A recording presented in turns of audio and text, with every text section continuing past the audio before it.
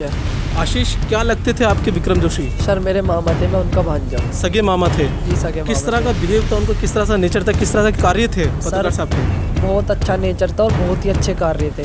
Sir मेरे मामा खाना लेकर निकल रहे थे, मेरी बहन का जन्मदिन था। गली के कोने पे ही उनकी बाइक में पहले रोड फंसाई गई, फिर वो बाइक गिर गई। मेरी छोटे वाली बहन है, वो उतर कर घर पर चली गई। बड़े वाली को चांटा मारा, वो साइड में हो गई। कम से कम 20 जने थे सर, और मेरे मामा अकेले। उनके पहले सिर में रोड मारी, फिर थप्पड़ बजाए बहुत। जब वो भगने लगे तो उनमें गोली मारी। इस उत्तर प्रदेश में जंगल राज कायम है। हमारा पत्रकार सुरक्षित नहीं, हमारे व्यापारी सुरक्षित नहीं, बहुत ज़्यादा मामला ख़राब हो चुका है। इस अंतिम विदाई ले रहे विक्रम जोशी को, पत्रकार को कहीं ना कहीं इंसाफ मिलना चाहिए। और ये आपके हाथ में कि पत्रकार के लिए संवेदना इसलिए भी होनी ज़रूरी है क्योंकि हम पत्रकार बिल्कुल निष्पक्ष आपकी आवाज़ उठाने के लिए कोशिश करते हैं। तक हमने विक्रम जोशी जैसे लोगों ने आपकी आवाज़ें उठाई हैं, आपको कहीं ना कहीं दिखाया, आपकी परेशानी दिखाई है। क्या आप विक्रम जोशी को ज़्यादा से ज़्यादा शेयर करने की ताकत रखते हैं? आप देख रहे हैं 24/7 हुंकार 24/7। इस वक्त हम मौजूद हैं दिल्ली सिटी गाज़ियाबाद हिंडन घाट पर, जहां पर आप देख रहे हैं हमारे पीछे जो भीड़ इकट्ठा है। इसके अंदर हम बता दें कि 80% लगभग पत्रकार इकट्ठा है क्योंकि आज जो अंतिम संस्कार हो रहा है वो एक पत्रकार का ही हो रहा है। और हम आपको बता दें, चाहे इंटरनेशनल मामले पर गौरी लंकेश हो या फिर स्थानीय पत्रकार विनय हो या विनय दुबे हों, कोई भी हो, जान होती ज़िंदगी होती है। कोई जो जिसका जैसा स्तर होता है वो वैसे स्तर पर अपनी जनता की आवाज़ को जो उठाने का काम करता है। लेकिन हम आज जो आपको लाइव विजुअल दिखा रहे हैं वो इस वक्त बिल्कुल हम आपको बता दें कि हम गेट के सामने हैं। तो जो विक्रम जोशी जो है इस वक्त यहाँ पर जो इनकी चिता जो है ये अंतिम संस्कार हो रहा है। और परिजनों का हम आपको दिखाना चाहेंगे। परिजनों का हाल यहाँ पर बहुत बुरा है। परिजन इकट्ठे हैं यहाँ पर और ये इस टाइम हम कहेंगे कैमरामैन से कि लाइव विजुअल्स दिखाएँ कि क्या एक बड़ी हैरत की बात यह है कि चौथा स्तंभ कहे जाने वाला है पत्रकारिता को अगर इस तरह से एक के बाद एक अगर पत्रकारों पर हमले होंगे, पत्रकारों की जान जो है इस तरह से ले ली जाएगी। हम लाइव आपको दिखा रहे हैं इस वक्त जो विक्रम जोशी हैं, विक्रम जोशी जो कि ज़्यादा एक के बाद एक किसी न किसी घटना पर नज़र रखने वाले पत्रकार थे, स्थानीय पत्रकार थे, क्षेत्र के पत्रकार थे और जहाँ पर उनका मान सम्मान बहुत था क्योंकि हमेशा उन्होंने अच्छे काम किए हैं।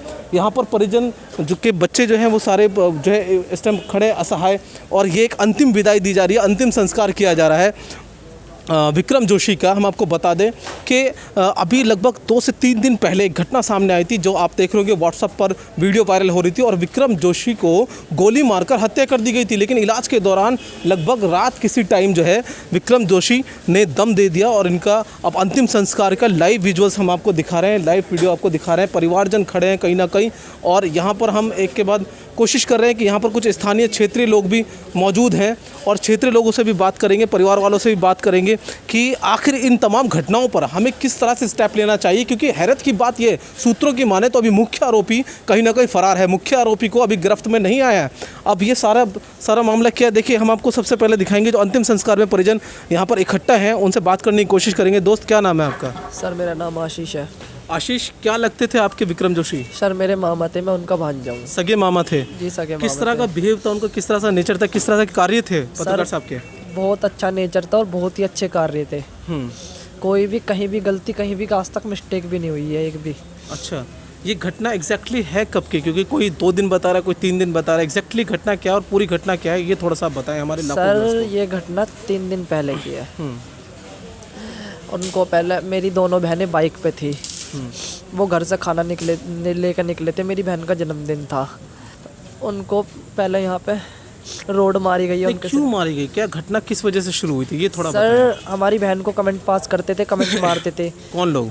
सर हैंगे गली में रहते हैं 2-4। अच्छा, स्थान बताइए किस जगह की बात है?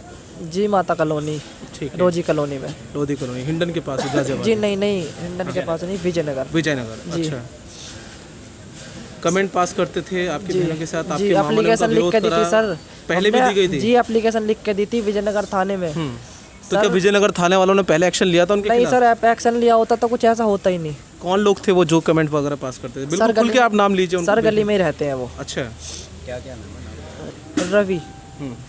सर रवि नाम था उसका। अच्छा, रवि है मेन बंदा।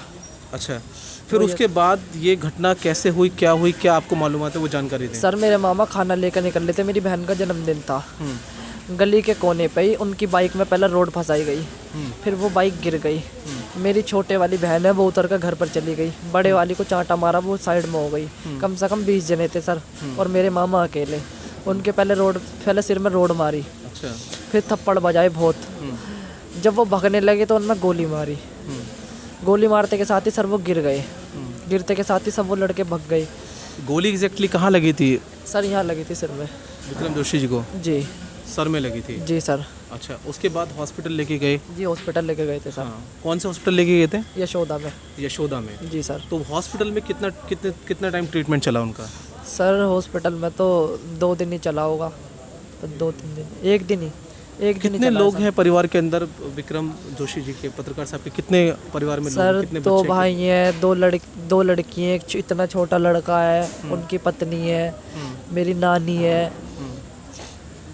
देखिए, एक बहुत बड़े परिवार का सहारा थे विक्रम जोशी, बल्कि परिवार का नहीं, एक पत्रकार जो है पूरी जनता का सहारा होता है। कहीं ना कहीं जनता की आस टिकी भी होती है पत्रकार से, और ऐसे समय में कुछ स्थानीय लोग भी और जिम्मेदार लोग भी साथ में खड़े हैं इस परिवार के, कंधे से कंधा मिला के। क्या नाम है सर आपका? मेरा हाजी आसिफ चौधरी नाम है, मैं निगम पार्षद हूँ।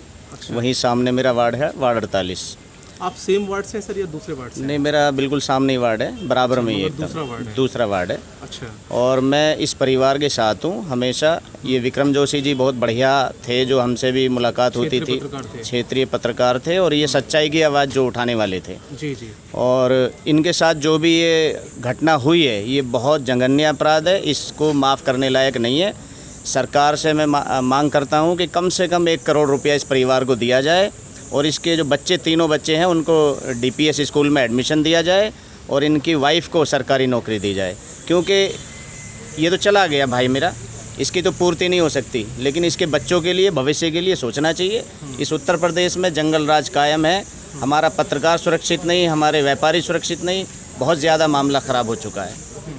तो सरकार को जागना चाहिए। ये गरीबों की, पत्रकारों की, मजलूमों की ऐसे हत्या होती रहेगी तो ये ऐसे हम लोग चुप बैठने वाले नहीं हैं। अच्छा सर, कौन सी पार्टी से आप निगम पार्षद? मैं समाजवादी पार्टी से निगम पार्षद हूँ। अच्छा मान्यवर, मैं बिल्कुल एक बात आपसे पूछना चाहूँगा, being because I am also a journalist, जी। तो सर आपको लगता नहीं है कि ऐसे आने वाले टाइम में जो न्यू कमर्स हैं, जो जर्नलिज्म कर रहे हैं, जब ये घटनाएं सारे में फैलेंगी तो क्या उनकी हिम्मत होगी जर्नलिज्म में आने की? नहीं, बिल्कुल नहीं होगी। ऐसे अगर होंगे तो जो बेचारे सच्चे पत्रकार हमारे जो लगे हुए हैं लोगों की सुरक्षा में, आवाज़ उठाने वाले, देश को जगाने वाले, यही पत्रकार एक चौथा स्तंभ होता है। और इन्हीं के साथ अगर ऐसा होगा तो कैसे हमारे आगे बच्चे, आने वाले भविष्य पत्रकार? सर बिल्कुल, लेकिन आप समाजवादी से आज केंद्र सरकार पर सवाल उठा रहे हैं, लेकिन कहीं ना कहीं ऐसा हो सकता है कि आने वाले समय में, क्योंकि ये समय ऐसा है कि हर कोई अपनी अपनी भूमिका दिखा के चला जाएगा, कि लेकिन आपके बिल्कुल बराबर का मामला है, तो सर क्या आश्वासन समझे, क्योंकि ये सारी बातें आपके कैमरे में रिकॉर्ड हो रही है, क्या आगे भी उम्मीद कर सकते हैं? बिल्कुल, मैं इस परिवार के साथ हूँ, हमेशा 24 घंटे मैं इनके साथ रहूँगा।